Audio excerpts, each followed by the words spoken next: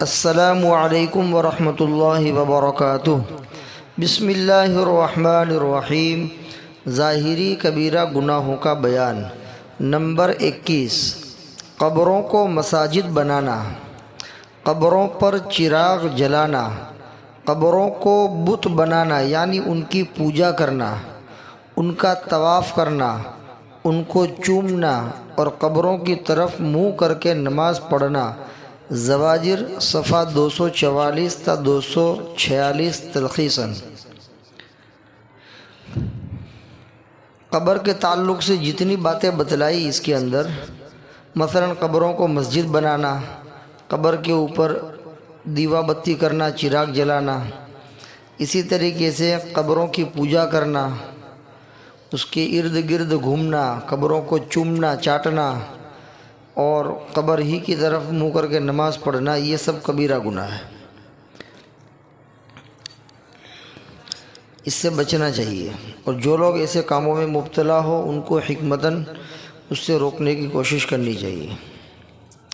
Number 22، اکیلی عورت کا سفر کرنا جبکہ زنا کا خطرہ ہو۔ بخاری مسلم زواجر صفحہ 246۔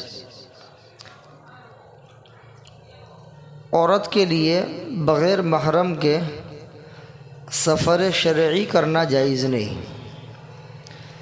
اگر عورت سفر شرعی کرنا چاہتی ہے، سفر شرعی کا مطلب یہ ہے کہ وہ سفر کم سے کم 77 کلومیٹر یا اس سے زیادہ ہو، اتنا لمبا سفر اگر وہ کرنا چاہتی ہیں تو اس کے لیے اس کے محرم کا ہونا ضروری ہے، اس کے ساتھ اس کا محرم ہونا ضروری ہے، یا تو اس کے ساتھ اس کا ابا ہو، اس کا بھائی ہو، اس کا سگا ماموں ہو، جتنے بھی محرم رشتہ دار ہیں اس کے، ان میں سے کسی ایک کا اس کے ساتھ ہونا ضروری ہے۔ بغیر محرم کے عورت کے لیے سفر شرعی کرنا جائز نہیں ہے، گنہگار ہوگی۔ اور اکیلی عورت سفر کرے اور زنا کا خطرہ ہے تو ایسی صورت کے اندر یہ کبیرہ گناہ ہے کہ کوئی عورت بغیر محرم کے تنہا سفر شرعی کر رہی ہے اور زنا کا قوی اندیشہ ہے، تو اس صورت کے اندر اس کے لیے سفر کرنا جائز نہیں ہوگا۔ اگر کرے گی تو بڑے گناہ کی مرتکب ہوگی۔ ہاں، سفر شرعی کے علاوہ کوئی چھوٹا موٹا سفر ہے، 5 کلومیٹر، 10 کلومیٹر، 20 کلومیٹر، تو بغیر محرم کے سفر کرنے کی گنجائش ہے، لیکن خطرہ ہو تو پھر بغیر محرم کے سفر نہ کرے۔ نمبر 23، بغیر عذر نماز جمعہ چھوڑنا۔ مسلم وغیرہ زواجر صفحہ 248۔ نماز جمعہ جن لوگوں کے اوپر فرض ہے، 5 وقت کی نماز جن کے اوپر، 5 وقت کی نماز تو ہر عاقل بالغ مرد اور عورت کے اوپر فرض ہے، لیکن جمعہ کا معاملہ کیا ہے، بعض لوگوں کے اوپر فرض ہیں، بعض کے اوپر نہیں ہے، لہذا جن کے اوپر جمعہ فرض ہے اور ایسا کوئی عذر بھی نہیں ہے، جمعہ کے سارے شرائط پائے جاتے ہیں اور وہ اس کے لیے جمعہ پڑھنا ضروری ہے، واجب ہے، ایسی پوزیشن کے اندر بغیر کسی عذر کے، بغیر کسی کارن کے، بغیر کسی مجبوری کے جمعہ کی نماز نہ پڑھنا، جمعہ کی نماز چھوڑ کر کے ظہر پڑھ لینا، یہ بھی بڑا گناہ ہے۔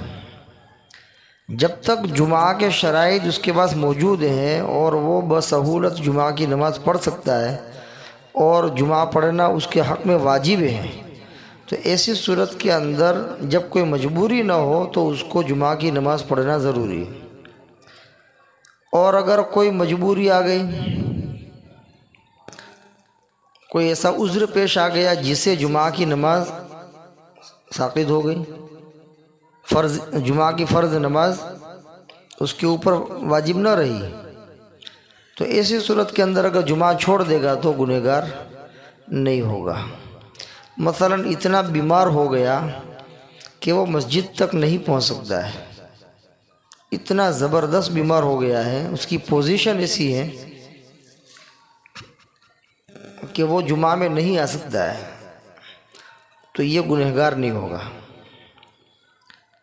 یا یہ کہ ایسی جگہ پہنچ گیا جہاں جمعہ کی نماز ہوتی ہی نہیں ہے، شرائط نہیں پائے جاتے ہیں، اس وجہ سے جمعہ کی نماز ہوتی ہی نہیں ہے، تو اب وہاں پر اس آدمی کو جمعہ کی نماز ادا کرنا ضروری نہیں، وہاں ظہر کی نماز پڑھے گا۔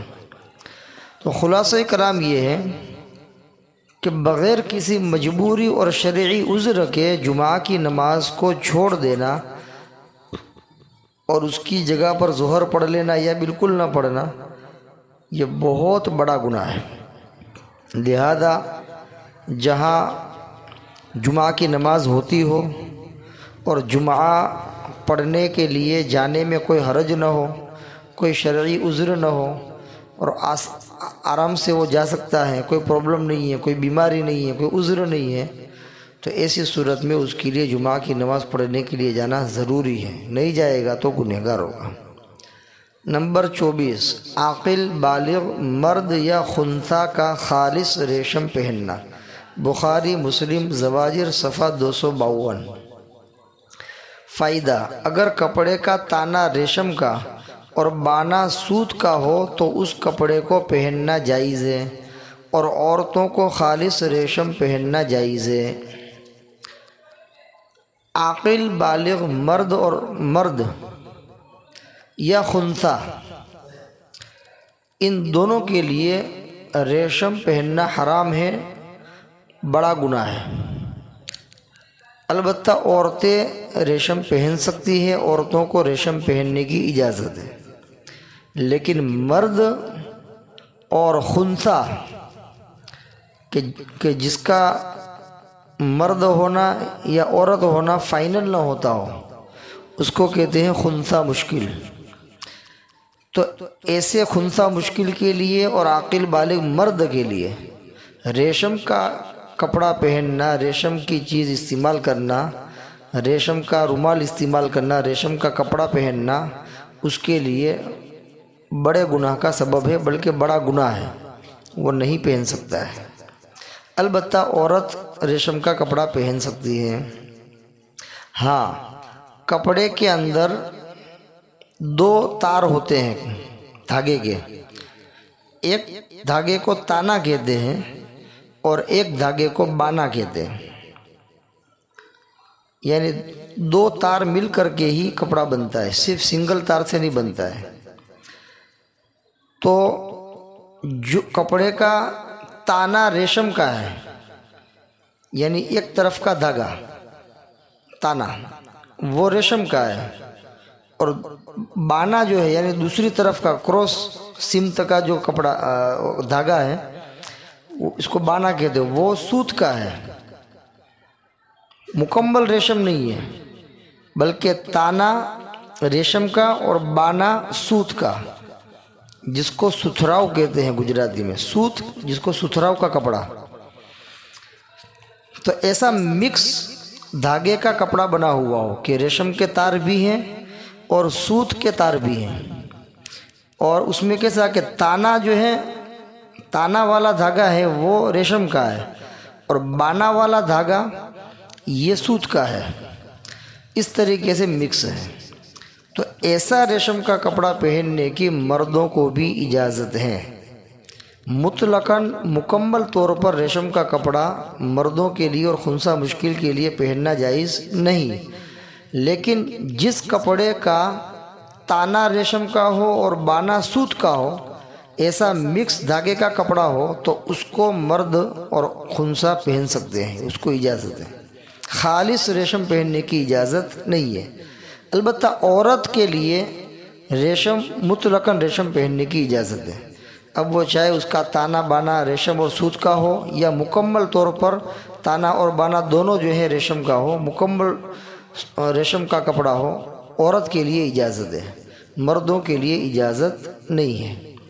ایک گنجائش نکالی کہ اگر تانا ریشم کا ہے اور بانا سوت کا ہے تو مرد بھی پہن سکتا ہے، لیکن تانا اور بانا دونوں ریشم کا ہے، خالص ریشم ہے، تو مردوں کو اور خنثی مشکل کو ایسا کپڑا پہننے کی اجازت نہیں ہے۔ بحوالہ اپنے ایمان و اعمال کی حفاظت کیجیے، صفحہ 144۔ اللہ تبارک و تعالیٰ ان تمام گناہوں سے پوری امت مسلمہ کی حفاظت فرمائے۔ وما علینا الا البلاغ۔ السلام علیکم ورحمۃ اللہ وبرکاتہ۔